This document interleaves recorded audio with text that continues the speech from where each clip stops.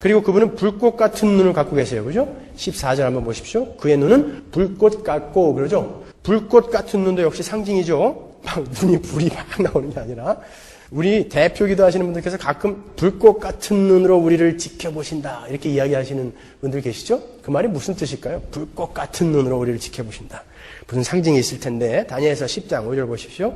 그때 내가 눈을 들어 바라본즉 한 사람이 세마포 옷을 입었고 허리에는 우바스 정금띠를 띠었고 그 몸은 황옥 같고 그 얼굴은 번갯빛 같고 그 눈은 횃불 같고 여기에서 끌어다 쓴 거죠. 그 팔과 발은 빛난 놋과 같고 그 말소리는 무리의 소리와 같더라. 오늘 본문하고 아주 비슷한 묘사예요. 그죠? 제가 주보에 나눠드린 거 있죠, 여러분? 그거 집에 가서 잘 읽어보세요. 그런 거 하나 만드는데 제가 시간이 무지 오래 걸려요. 그러니까 버리지 말고 꼭 가져가세요.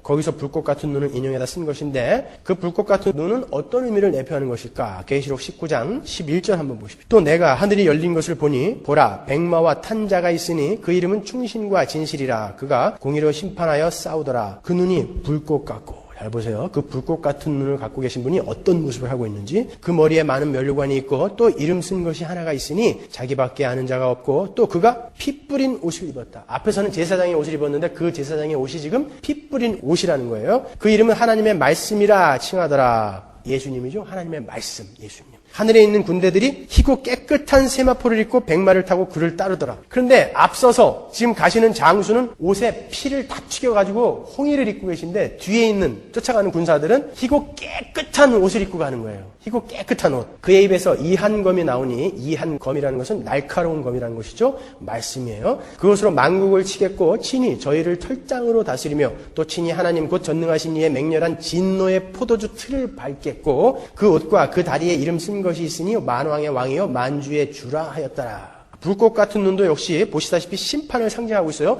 진노의 포도주 틀을 저는 이렇게 술 얘기만 하면 발음이 안 돼요. 타고난 것 같아요, 목사로. 포도주 틀을 밟는 거, 심판이란 말이에요. 그분 앞에서는 감추어질 수 있는 것이 아무것도 없다라는 거예요. 불꽃 같은 눈으로 그분이 우리의 모든 행위를 지켜보시고 나중에 우리의 각 행위대로 포도주 틀에 놓고 밟아버리겠다라는 거예요. 자, 마태복음 10장 26절 보세요. 그런즉 저희를 두려워하지 말라. 감추인 것이 드러나지 않을 것이 없고 숨은 것이 알려지지 않을 것이 없느니라. 큰일 났죠? 하나도 감추어질 게 없다라는 거예요. 그 눈 앞에서는. 그러면 이 불꽃 같은 눈이 이 심판만을 이야기하는 것일까요? 그러면 우리가 주여 불꽃 같은 눈으로 우리를 지켜봐 주시고 그거는 하나님 빨리 우리를 심판해 주세요 그런 거예요? 아니겠죠? 이 불꽃 같은 눈이라는 말은 예수를 믿지 않는 세상 사람들에게는 이렇게 무시무시한 심판의 말이에요. 포도주 틀에 놓고 밟아버리겠다라는 심판의 말이지만 우리 하나님의 백성들에게는 엄청난 축복의 말씀입니다. 자, 보자고요. 이 심판의 말씀들이 왜 우리 그리스도인들에게는 축복의 말씀인지. 자, 방금 읽었던 요한계시록 19장에 보면 그 불꽃 같은 눈을 하신 심판의 예수님께서 발에 끌리는 제사장 옷을 입고 계신데 그 옷에 피가 뿌려져 있어요. 그런데 그 뒤를 따른 무리는 희고 깨끗한 옷을 입고 있습니다. 자, 왜 그런 모습일까요? 이 모습을 머리에 잘 그려보세요, 한번. 이 부분을 공부하기 위해서는 창세기 49장 11절로 먼저 가야 됩니다. 창세기 49장 8절부터 읽어볼게요. 유다야, 너는 내 형제의 찬송이 될지라. 내 손이 내 원수의 목을 잡을 것이요 내 아비의 아들들이 내 앞에 절하리로다. 유다는 사자 새끼로다. 내 아들아, 너는 움킨 것을 찢고 올라갔도다. 그의 엎드리고 웅크림이 숫사자 같고 암사자 같으니 누가 그를 범할 수 있으랴. 홀이 유다를 떠나지 아니하며 치리자의 지팡이가 그 발 사이에서 떠나지 아니하시기를 실로가 오시기까지 미치리니. 실로라는 것은 메시아예요. 그에게 모든 백성이 복종하리로다. 그의 나귀를 포도나무에 매며 그 암나귀 새끼를 아름다운 포도나무에 맬 것이며 또 그 옷을 포도주에 빨며 그 복장을 포도즙에 빨리로다. 그러죠? 이 말은 야곱이 12아들에게 지금 유언을 하는 장면인데 유다에게 유언하는 장면이에요. 이 이야기는 누구의 꿈이죠? 요셉의 꿈이에요. 요셉은 이 유다의 꿈을 대신 꿔주고 직사하게 고생만 한 거예요. 무슨 꿈꾸는 자가 오는도다? 그런데 미혹되지 마세요, 여러분. 유다의 후손으로 메시아가 오실 것을 지금 예언하고 있는데, 유언으로 예언하고 있는데 그 메시아는 suffering of Christ, 순환의 예수로 오실 거라는 것을 이야기하는 거예요.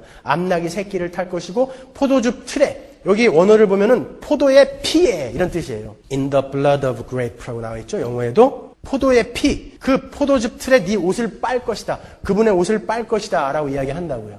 자, 그게 무슨 뜻일까? 예수님은, 메시아는 정작 밟혀 죽어야 할 그 포도들의 저주를 대신해서 짊어지고 가신다라는 거예요. 그 옷에 피가 튄다라는 것은. 이사야서 63장 잘 따라보세요. 좋으시면 안 돼요. 서머나 교회에 와서 좋은 것은 반칙입니다. 1절 한번 보겠습니다. 에돔에서 오며 홍의를 입고 피가 튄 옷이에요. 홍의. 붉은 옷이란 뜻이죠. 보스라에서 오는 자가 누구뇨? 그 화려한 의복, 큰 능력으로 걷는 자가 누구뇨? 그는 내니 의를 말하는 자요 구원하기에 능한 자니라. 어찌하여 내 의복이 붉으며 내 옷이 포도즙 틀을 밟는 자 같으뇨? 지금 잠은 자다 하시는 거예요. 하나님이신 예수께서 만민 중에 나와 함께 한 자가 없이 내가 홀로 포도즙 틀을 밟았는데 내가 노함을 인하여 무리를 밟았고 분함을 인하여 짓밟았으므로 그들의 선혈이 내 옷에 띄어 내 의복을 다 더럽혔음이니 이는 내 원수 갚는 날이 내 마음에 있고 내 구속할 해가 왔으나 내가 본즉 도와주는 자도 없고 붙들어주는 자도 없으므로 이상히 여겨 내 팔이 나를 구원하며 내 분이 나를 붙들었음이라. 내가 노함을 인하여 만민을 밟았으며 내가 분함을 인하여 그들을 취케 하고 그들의 선혈로 땅에 쏟아지게 하였느니라. 그리고 7절부터는 갑자기 구원받은 이스라엘에 대해서 나온다고요. 그러니까 무슨 말이에요? 너희들은, 이 죄인들은 전부 하나님의 진노의 발에 밟혀야 되는 인간들인데 그 포도주의 피가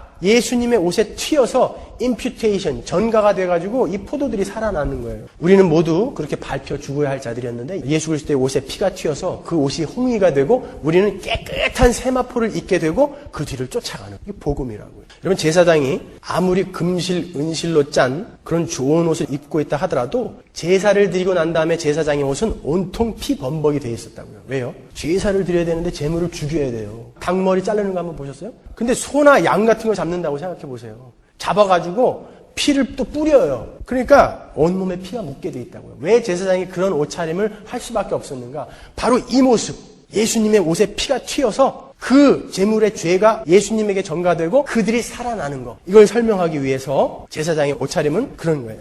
이렇게 불꽃 같은 눈, 발에 끌리는 옷, 금띠를 띤 예수님은 심판과 구원을 동시에 상징하는 거예요. 그러니까 구약 성경에 능통했던 유대인들이 이 말, 단어만 딱 듣고도 야 하고 마음을 촥 놓을 수 있었던 거예요. 여러분들도 마음이 착 놓이십니까? 하나님께서 불꽃 같은 두 눈으로 세상을 심판하시고 그 중에서 교회를 건져내세요. 그런데 우리가 놓쳐서는 안 될 부분이 있습니다. 예수님은 반드시 우리를 건져내실 것이기 때문에 교회가 세상 속에서 교회답기를 간절히 원하십니다. 그래서 잘못 가고 있는 교회를 책망하세요. 그 불꽃 같은 눈은. 우리 교회는 그 불꽃 같은 눈을 가지신 예수님께서 지켜보고 계시다는 것을 꼭 기억하셔야 합니다. 우리를 구원해내실 그 불꽃 같은 눈이 우리의 이 엉터리 같은 삶을 지켜보고 계시다는 것을 꼭 기억하셔야 합니다. 계시록 2장 18절 보세요. 두아디라 교회의 사자에게 편지하기를 그 눈이 불꽃 같고 그 발이 빛난 주석과 같은 하나님의 아들이 가라사대 내가 네 사업과 사랑과 믿음과 섬김과 인내를 아노니 내 나중 행위가 처음 것보다 많도다. 그러나 내게 책망할 일이 있나니. 책망할 일이 있다. 그 불꽃 같은 눈은 계속 우리를 지켜보시면서 우리를 거룩하게 만들기 위해서 계속 우리를 책망하시고 계시다고요. 시편 139편 7편 보세요. 우리가 어디로 도망갈 수 있는가? 내가 주의 신을 떠나 어디로 가며 주의 앞에서 어디로 피하리이까? 내가 하늘에 올라갈지라도 거기 계시며 음부에 내 자리를 펼지라도 거기 계시니이다. 내가 새벽 날개를 치며 바다 끝에 가서 거할지라도 곧 거기서도 주의 손이 나를 인도하시며 주의 오른손이 나를 붙드시리이다. 아무데도 도망갈 수 없다라는 거예요. 아무데도. 아무리 숨어서 일을 해도 하나님은 불꽃 같은 눈으로 다 지켜보신다는 거예요. 그리고 책망하신다는 거예요.